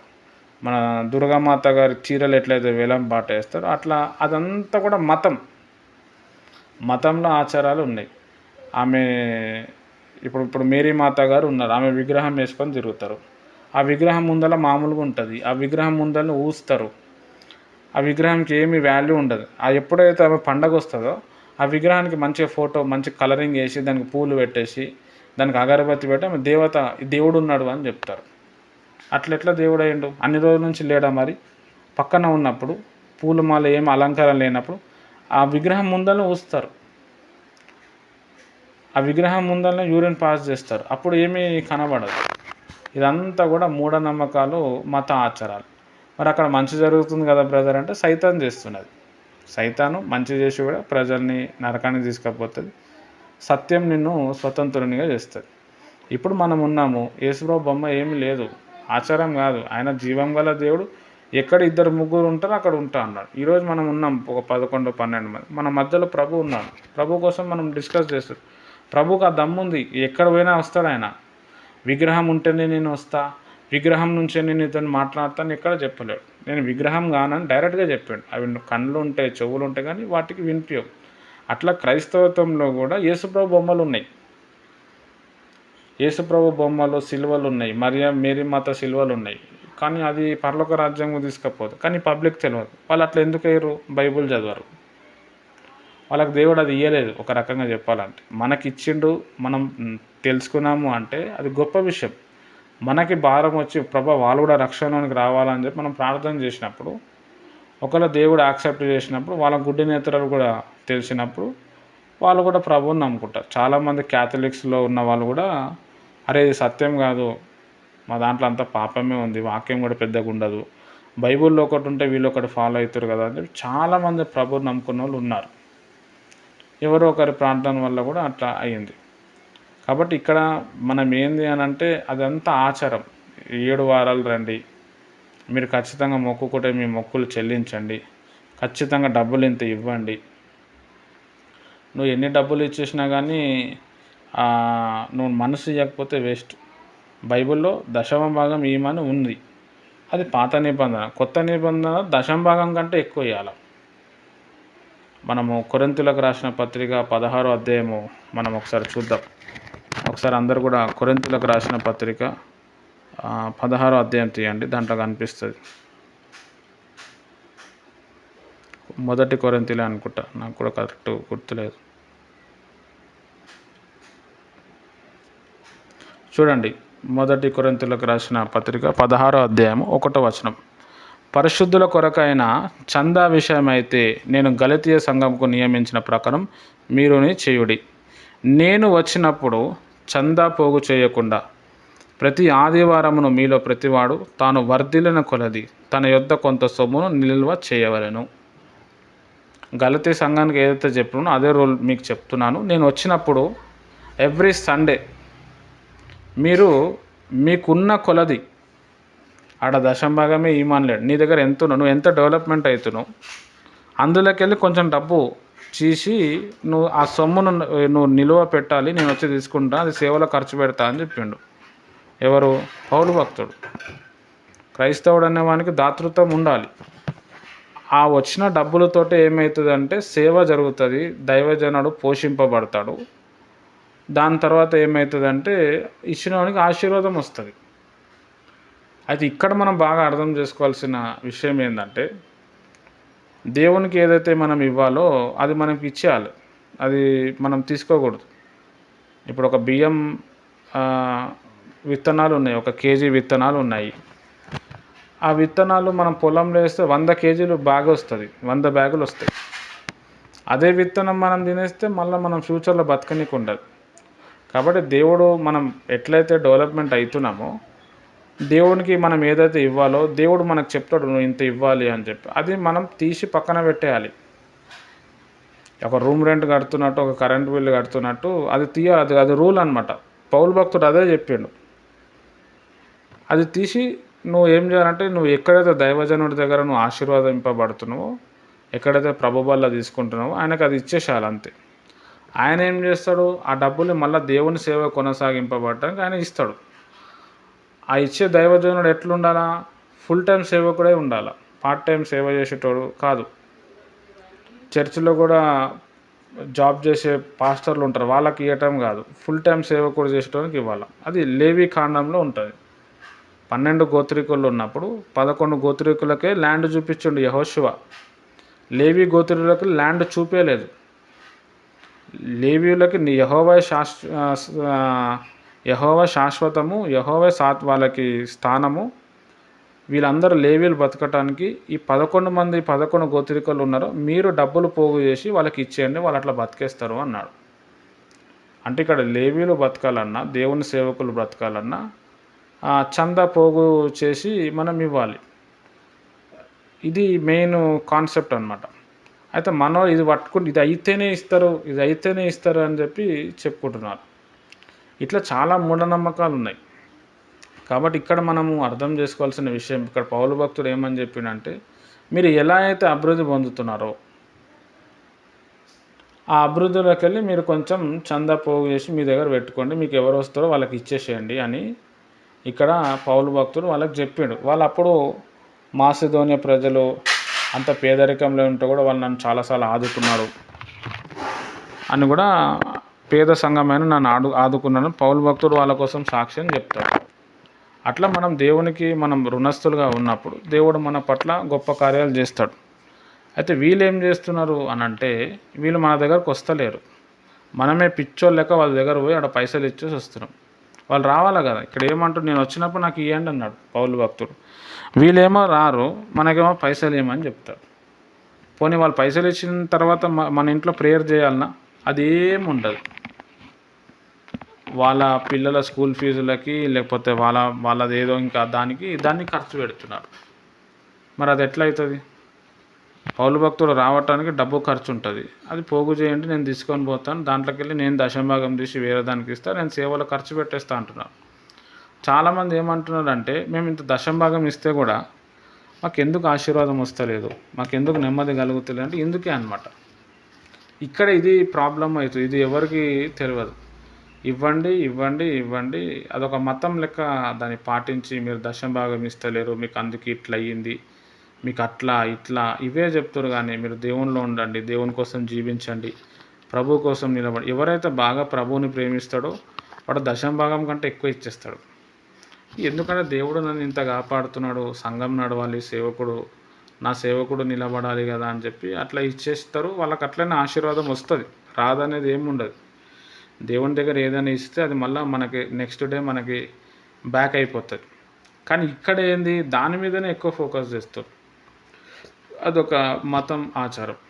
దాన్ని బట్టి మత ఉన్మాదికులు కూడా ఏం చేస్తున్నారు అంటే, అగో ఆయన ఓన్లీ దశం భాగం అంటున్నాడు. కొంతమంది పేదవారు స్త్రీలు ఉంటారు, వాళ్ళు వృద్ధాప్యంలో ఉంటారు, వాళ్ళకు పెన్షన్ వస్తుంది. ఆ పెన్షన్లకి వెళ్ళి కూడా పాపం వాళ్ళు ఇస్తూ ఉంటారు దేవుని కోసం. మనోళ్ళు కొంతమంది అగో ఆ వచ్చే వృద్ధా పెన్షన్లకి వెళ్ళి కూడా ఈయన తీసుకుంటున్నాడు అని చెప్పి ఇట్లా వీళ్ళ మీద ఎగురుతూ ఉంటారు. కానీ ఇక్కడ మనం బాగా అర్థం చేసుకోవాల్సిన విషయం ఏంటంటే, మనకు దాతృత్వం ఉండాలి. మనం డెవలప్మెంట్ అవుతున్నాము. ఈరోజు హాస్పిటల్ ఖర్చు లేదు, ఉంటే ఈ పైసలు దానికి పోతుండే, దేవునికి ఇద్దాము అని చెప్పి ఇచ్చేస్తే అయిపోతుంది. అది ఇచ్చినా ఇవ్వకపోయినా దేవుడు దీవిస్తాడు. కానీ వాక్యం నెరవేర్చడానికి మనం ఇవ్వాలి. ఆ ఇచ్చే పర్సన్ ఎవరు ఉండాలి? మన దగ్గరకు వచ్చేటోడు ఉండాలి, మన మంచి చెడ్డ చూసేటోడు ఉండాలి. అట్లా వ్యక్తికి ఇచ్చినప్పుడు అది అభివృద్ధిలోనికి వస్తుంది. సింపుల్ అనమాట అది. కానీ ఇవన్నీ తెలియకనే నువ్వు ఇవ్వండి, సండే చర్చికి రండి, కానుకలు ఇవ్వండి. ఈయన హీలింగ్ ప్రేయర్ చేయడు, ఇంటికి రాడు, మనం పోయి అడిగి ఇవ్వాలి. ఇది మనం తెలుసుకోవాలి. అట్లా చాలా ఉన్నాయి సిస్టర్. మరి లోకం అట్లా స్టార్ట్ అయిపోయింది. కానీ ఇది ఏదైతే మీరు చెప్పారో డబ్బులు అదంతా కూడా మతం. రియల్ సేవకుడు ఎప్పుడు కూడా డబ్బులు అడగాడు. అట్లా ఎందుకంటే దేవుడే ఆయనను పోషిస్తాడు, దేవుడు ఎట్లనో పోషించుకుంటాడు. బైబిల్లో మనం చూస్తే గొప్ప గొప్ప సేవకులు డబ్బులకు చాలా దూరంగా ఉన్నారు. ఎలీషా కావచ్చు, దానియేలు భక్తుడు కావచ్చు, ఆయన చరిత్ర చదవండి.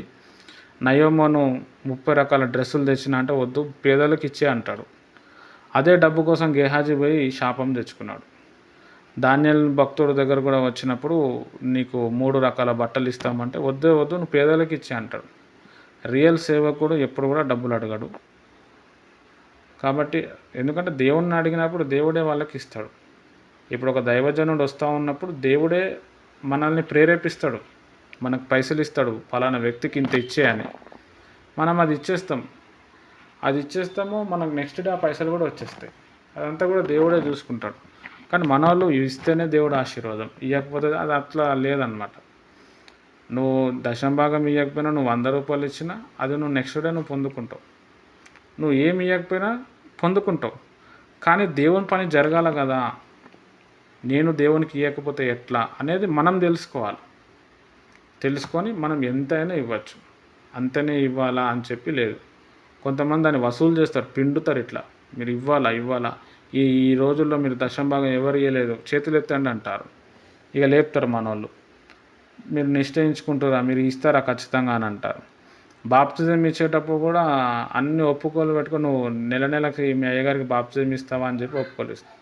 బాప్తిజం ఇచ్చేటప్పుడు బైబిల్ అట్లా చేయమని లేదు, సొంతంగా అట్లా చేసి నా సంఘస్థులు నేను నీకు బాప్తిజం ఇచ్చిన, నువ్వు దశంభాగం ఇవ్వకపోతే నడవద్దు.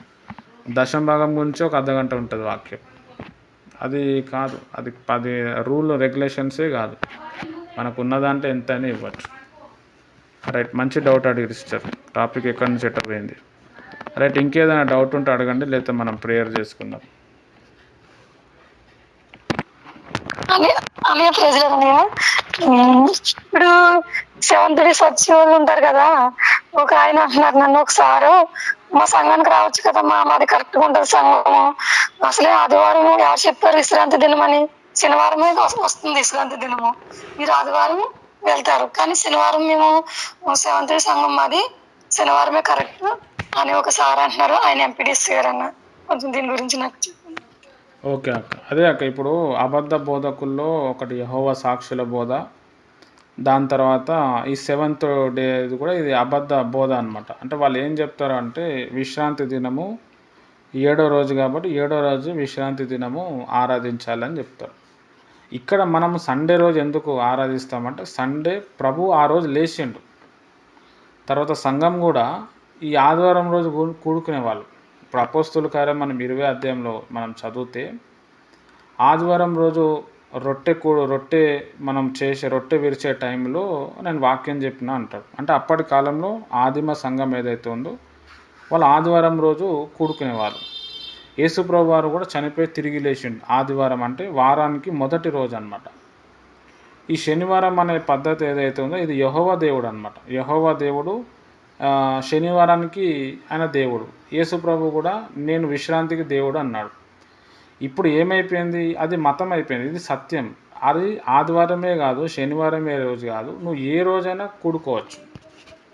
ప్రభు వల్ల ఎప్పుడు కొంతమంది ఏం చేస్తారు, సండేనే చేస్తారు, సండేనే చేయాలంటారు. అట్లా ఏం లేదు. ప్రభు ఏమన్నాడు, నన్ను జ్ఞాపకం చేయుటగా దీనిని చేయండి అన్నాడు. ఇంటింట రొట్టె విరిచిర్రు. ఆ రోజులు అపోస్తలుల కార్యం 2వ అధ్యాయం మొత్తం చదివితే రోజు ప్రభు వల్ల ఉంటుండే, రోజు పబ్లిక్ పెరిగారు. ఇప్పుడు మనం దుబాయ్కి వెళ్ళినాం అనుకోండి, అక్కడ సండే హాలిడే ఉంటుంది, శుక్రవారం రోజు హాలిడే ఉంటుంది. దుబాయ్లో మీరు ఎవరినైనా అడగండి, వాళ్ళు శుక్రవారం రోజే ప్రేయర్ చేసుకుని శుక్రవారం రోజే బల్ల తీసుకుంటారు వాళ్ళు. అట్లా అని చెప్పి అదేం తప్పేమీ కాదు, నువ్వు ఏ రోజైనా తీసుకోవచ్చు. వీళ్ళు ఏం చేస్తారంటే, ఈ సెవెంత్ డే అడ్వెంటిస్ట్ వాళ్ళు ఏం చేస్తారంటే అది విశ్రాంతి దినము, ఆ రోజే తీసుకోవాలి. క్యాథలిక్స్ వచ్చి దాని రూల్స్ అండ్ రెగ్యులేషన్స్ చేంజ్ చేసారంటారు. క్యాథలిక్స్ కాదు, ఫస్ట్ అపోస్తులు ప్రభు సండే రోజు లేచిండు కదా అని చెప్పి కూడుకునేవాళ్ళు. మనం కూడా ఇప్పుడు సండే రోజు మనకు టైం దొరుకుతుంది కాబట్టి మనం కూడుకుంటున్నాం. అట్లా ఏ రోజైనా మనము చేయొచ్చు. శనివారమే చేయాలని చెప్పి లేదు.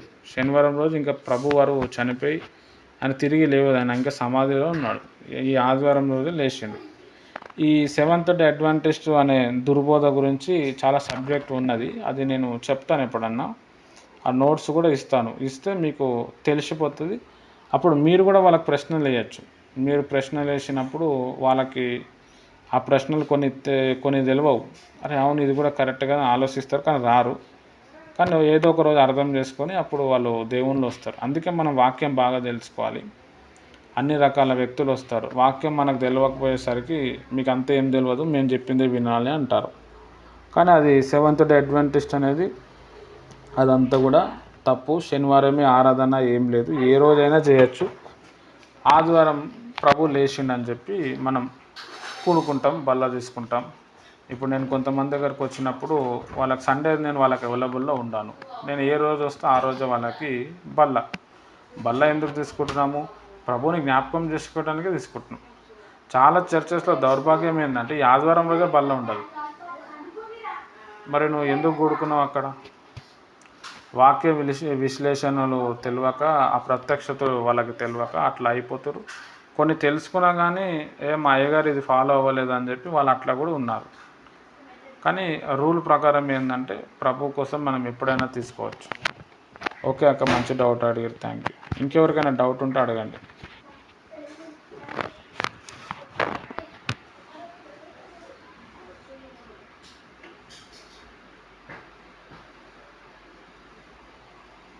అంటే మనం ఎక్కువగా ప్రేయర్ లో ఉంటే మనకి ఏవో దృష్టి కళలు గట్టా వస్తాయన్న.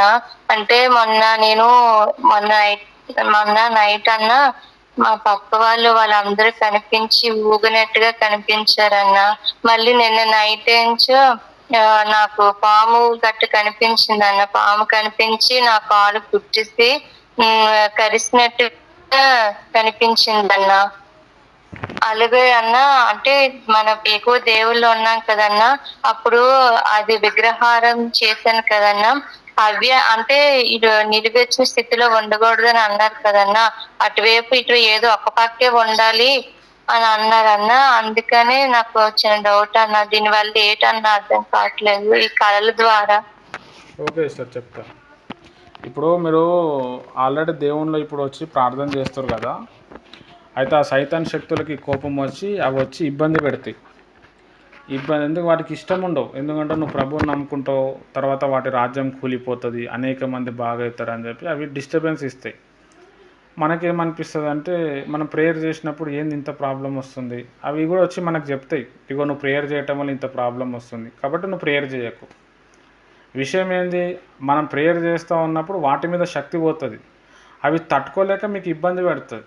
ఇప్పుడు నేను ఒక కత్తి తీసుకొని మీ దగ్గరకు వస్తే మీరు మామూలుగా వస్తారా? మీరు కూడా కత్తి తీసుకొని నా మీదకి వస్తారు. అట్లనే ప్రార్థన అనే ఒక ఆయుధంతో మనం సైతాన్ మీదకి వెళ్ళినప్పుడు అవి కూడా ఆయుధాలతో వచ్చి మనం డిస్టర్బ్ చేస్తాయి. ఇట్లనే పిచ్చి కళలు రావటం, లేదా లైవ్లో వచ్చి ఎవరో చంప మీద కొట్టినట్టు ఉండటం, గుండెలు నొక్కేసినట్టు ఉండటం. అంటే దీన్ని బట్టి మనం అర్థం చేసుకోవాల్సింది ఏంటంటే నా ప్రేయర్ పనిచేస్తుంది. ఇంకా విశ్వాసంలో మనం కొన్ని రోజులు ప్రార్థన చేస్తే అవి సైతాన్ శక్తులు కూలిపోతాయి, ఆ ప్రభావం అనేది ఉండదు. చాలామందికి ఇవి తెలియక నేను ప్రేయర్ చేస్తే ఎక్కువ ప్రాబ్లం అయింది బ్రదర్ అని చెప్పి ప్రేయర్ వదిలేస్తారు. సైతాన్ ఫుల్ ఆవరిస్తుంది, ఇంకా మొత్తం ఇంకా వాడు రాకుండా చేసేస్తాడు. కాబట్టి భయపడకుండా మనం ఏం చేయాలంటే, ఇప్పుడు మనం కొంతమంది దగ్గర ప్రేయర్కి వెళ్తే కూడా వాళ్ళకి ప్రేయర్ చేస్తే వాళ్ళలో ఉన్న సైతాన్ ఎఫెక్ట్ అవుతుంది, వాళ్ళకి విడుదల వస్తుంది, వాళ్ళ సైతాన్ ఎఫెక్ట్ వస్తుంది. అంటే వాడు నువ్వు ఎందుకు ఇక్కడికి వచ్చినావు, నీకు ఏం అవసరం, వాడు ఇబ్బంది పెడతాడు. అప్పుడు మనం భయపడకుండా మనం మళ్ళీ ప్రార్థన చేస్తే వాడు భయపడిపోయి వెళ్ళిపోతాడు. బైబిల్లో ఏముందంటే అపవాదాన్ని ఎదిరించండి వాడు పారిపోతాడు అన్నాడు. ఇప్పుడు మీకు కళలు వస్తున్నాయి, కళల్లో చాలా రకాల కళలు ఉంటాయి. ఇప్పుడు ఒక పాము మీకు తరుముతుంది, మీకు కరుస్తుంది అంటే ఒక సైతాన్ శక్తి, మంత్రశక్తి మిమ్మల్ని వెంటాడుతుంది, అది మీకు భయపెట్టిస్తుంది. ఆ కళ వచ్చిన తర్వాత చాలా వీక్ అయిపోతారు, మైండ్లో 1 గంట 2 గంటలు మొత్తం బ్రెయిన్ అంతా హ్యాంగ్ అయిపోతుంది, అదే గుర్తొస్తుంది, బాడీ ఏదో ఇట్లా పీకేసినట్టు. ఒక వ్యక్తి మొత్తం మీద పడి కొడితే ఎట్లయితే బాడీ అయిపోతుంది అట్లా అయిపోతుంది అనమాట. అదంతా కూడా సైతాన్ ప్రభావం, నిద్రలో వచ్చే ఎఫెక్ట్ ఉంటుంది. మళ్ళీ ప్రార్థన చేసినప్పుడు దేవుని స్తుతించినప్పుడు బాగా ఆవలింపులు వచ్చి అవి వెళ్ళిపోతాయి, మంచిగా అయిపోతారు. అంటే దీన్ని బట్టి మనం అర్థం చేసుకోవాల్సిన విషయం ఏంటంటే, ఓహో నేను చేసే ప్రేయర్స్ సైతాన్ మీద పోతున్నాయా అని చెప్పి మనం సంతోషపడి ఇంకా మనం ప్రార్థనలో ఉంటే ఆ సైతాన్ శక్తులు అనేవి కూలిపోతాయి, మనం ఆత్మీయంగా స్ట్రాంగ్ అవుతాం, ఆ తర్వాత ఆ ప్రభావం అనేది ఉండదు. ఇది సర్వసత్యకులు, సత్య అన్వేషకులు అందరూ కూడా ఇది తెలుసుకోవాలని నేను చెప్తున్నాను. థ్యాంక్ యూ సిస్టర్, మంచి డౌట్ అడిగారు. ఇంకెవరికైనా డౌట్ ఉంటే అడగండి.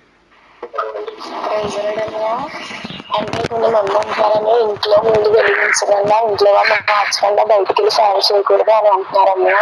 బైబిల్ ఏం చెప్తుందని దీని గురించి అంటే, మనం ప్రే చేసిన వాక్యం చెప్పిన కొంతమంది మారారు కదండి ఇంట్లో వాళ్ళు, అందుని బట్టి మనం బయటికి వెళ్ళి సేవ చేయకూడదు అన్నయ్య, చేయొచ్చు అన్నయ్య? సేవ చేయొచ్చు సిస్టర్, అట్లా ఏమీ లేదు. ఇప్పుడు మనము చూస్తే యేసు ప్రభు వారిని సిలువ ఎవరు వేసారు, బయట వాళ్ళు ఇవ్వలేదు, ఇంటోళ్ళే వేసారు. వాళ్ళందరూ యేసు ప్రభు అన్నదమ్ములు, అక్క చెల్లెలే. కానీ ప్రభు ఏం చేసిండు, సువార్త ప్రకటించారు. ఫస్ట్ ఆఫ్ ఆల్ ఏంటంటే అది లోక సామెత, అది ఇంటి గెలిచి తర్వాత రచ్చ గెలవాలని, ఇంట్లో గెలిచి రచ్చ గెలవాలి, అది లోక సామెత. ఆ లోక సామెత మనం బైబిల్లో క్రైస్తవంలో తీసుకురావద్దు. ఇప్పుడు మనం సేవ చేస్తున్నాము అని అంటే దేవుని ఒక చిత్తము, దేవుని నడిపింపు లేకుండా మనం చేయలేము. అనేటోరు సైతాన్ ఒక మనిషి లోపల నుండి అట్లా అనిపిస్తుంది, మీ భర్తనే మారలేడు, మీ కొడుకే మారలేడు. మారకపోతే ఏం చేద్దాం మరి, అవతల వ్యక్తి మారుతున్నాడు కదా, ఎవడన్నా రక్షణలోనికి రావాలి. మనం ఎందుకు సేవ చేస్తున్నాము, మన ఆత్మని కాపాడుకోవటానికి మనం చేస్తున్నాం. ఇప్పుడు ఒక వ్యక్తి నీ ముందల నుంచి పోతున్నాడు, ఆయన నీ బయట మనిషి, ఆయన నీళ్ళలో మునుగుతున్నాడు, నువ్వేం చేయాలా, నువ్వు రక్షిస్తావు. అట్లా కాకుండా ఫస్ట్ ఇంట్లో ఉన్న వ్యక్తిని రక్షించిన తర్వాత ఆడ రక్షించాలని ఎవరైనా చెప్తారా? ఇంటివాడు మునిగిపోతా ఉంటే ఇంటివాడిని కూడా రక్షిస్తాం, ఇంటివాడు మునుగుతలేడు కదా, బయటవాడు మునిగిపోతున్నాడు. ఇట్లా చాలామంది ఏం చేస్తారంటే చాలా రకాలుగా చెప్తూ ఉంటారు, ఫస్ట్ నీ భర్తను మార్చాలా, మీ పిల్లల్ని మార్చాలా, అప్పుడు నువ్వు సేవ చేయ. మనం అంటే ఓర్వని వాళ్ళు, మనం అంటే పడనోళ్ళు, అట్లా డైలాగ్ చెప్పి మనకు డైవర్ట్ చేస్తారు. వాళ్ళ మీద దురాత్మ ఉంటుంది. ఆ చెప్పే వ్యక్తులకే సరిగ్గా సాక్ష్యం ఉండదు. అప్పుడు మీరు ఏం అడగాలి అంటే, సరే నువ్వు ఎంతమందిని రక్షించినవారు సిస్టర్ అని అడగాలి, మీరు ఎంతమందిని రక్షించారని అడగాలి. ఎందుకంటే ఇప్పుడు మనం తర్వాత మనం మన గురించి ఒక వ్యక్తి ఏదైనా చెప్తుండంటే ఫస్ట్ ఆయన ఏ పొజిషన్లో ఉన్నాడు, ఆయనకు ఆ మాట సెట్ అయిందా చూడాలా.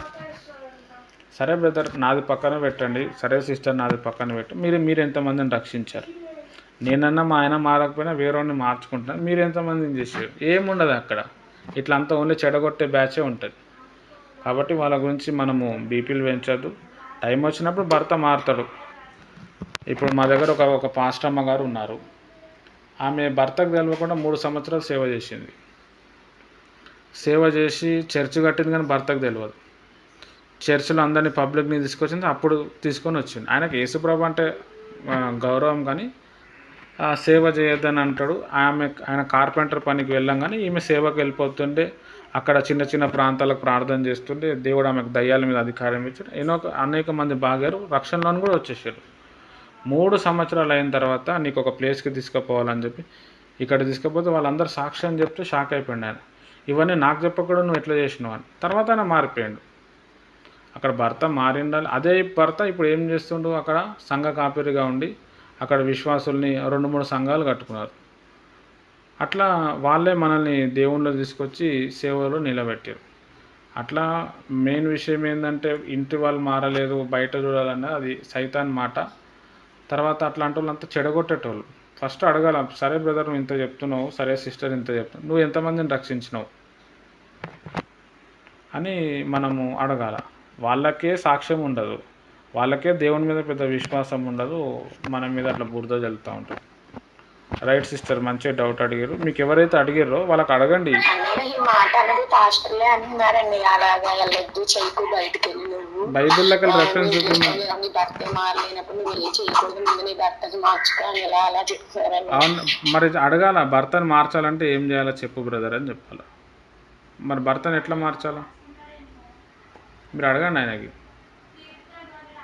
అట్లా ఏమీ లేదు, మనకు దేవుడు పిలిచినప్పుడు మనం పోయి రక్షించటమే. టైంలో ఉంటే భర్త మారితే మారతాడు, లేకపోతే లేదు. ఇప్పుడు భర్త మారతలేడు అని చెప్పి మనం టైం వేస్ట్ చేయటం సబబు కాదు కదా. భర్త మన మాట చాలామంది భర్తలు నువ్వేంది నాకు చెప్పేది అంటారు. వేరే వ్యక్తి అమ్మో ఆమె చెప్పింది నేను వినాలని ఫాలో అవుతారు. 100 ముత్యాలు వేయొద్దని బైబిల్లోనే ఉంది. ఏం చేస్తుంది పంది? ముత్యాలు తీసుకెళ్ళి బురదలో కలిపేస్తుంది. పరిశుద్ధమైనది కుక్కలకి ఇవ్వకండి అన్నాడు. ఏం చేస్తుంది? చింపేస్తుంది. భర్తకి చెప్తున్నాం, భర్త కుక్కగా ఉన్నాడు, పందిగా ఉన్నాడు, వింటలేడు. మనం ఏం చేస్తాం? వేరే వాళ్ళు వింటుండే, వేరే వాళ్ళని అర్థం చేసుకుంటాం. కాబట్టి మనం అక్కడ పోయి సేవ చేయొచ్చు. నెక్స్ట్ టైం ఇట్లా అడిగితే చెప్పండి, 100 ముత్యాలు వేయొద్దు అన్నాడు ప్రభు, మా భర్త మారుతాడో మారడో తెలియదు, ప్రార్థన అయితే చేస్తున్నాం, కానీ వేరే వాళ్ళు మారుతారు కాబట్టి నేను సేవ చేస్తున్నాను అని చెప్పచ్చు. లేదంటే ఇంకో క్వశ్చన్ వేయచ్చు, సరే మరి మా ఆయన మారాలంటే ఏం చేయాలో మీరు చెప్పండి అని అడగచ్చు.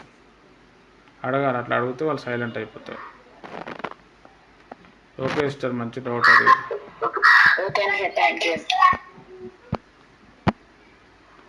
ఓకే, ఇంకెవరికి ఏదైనా డౌట్ ఉందా? మనం ప్రేయర్ క్లోజ్ చేసుకుందాం.